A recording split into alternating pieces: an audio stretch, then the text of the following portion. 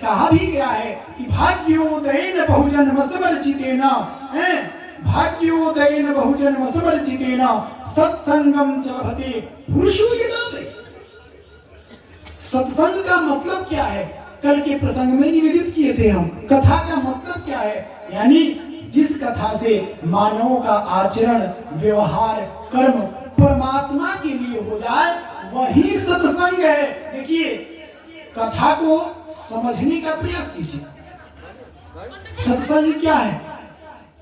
यानी भगवान श्रीमन नारायण का चिंतन स्मरण करते हुए सत्कर्मों में जीवन व्यतीत करना, सभी कर्मों को भगवान के चरणों में अर्पित कर देना ही सत्कर्म है। अपने सभी कार्यों को भगवान के चरणों में समर्पित कर देना ही सत्संग यानी कथा है। कथा क्या है? सत्संग क्या है? चीजों को समझिए। यदि एकाग्र होकर के चीजों को समझेंगे तो यहाँ से बहुत कुछ प्राप्त करके ले जाएंगे। हम तो मूर्ख बालक हैं।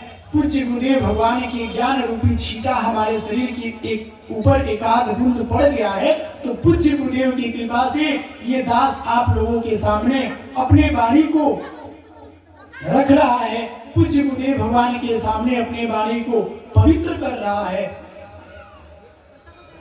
पतितों को पावन है करते दयानिधि। इस प्रकार से इस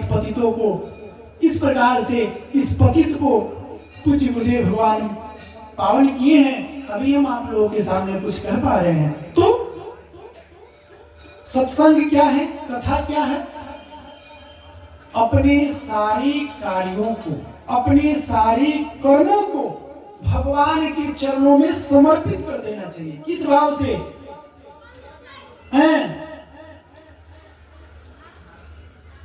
सर्वधर्मान परित्यज्य मामेकं शरणं व्रज अहं त्वां सर्व पापेभ्यो मोक्षयिष्यामि मा शुचः। सर्वधर्मान परित्यज्य, सभी धर्मों को, सभी कर्मों को भगवान के चरणों में समर्पित कर दो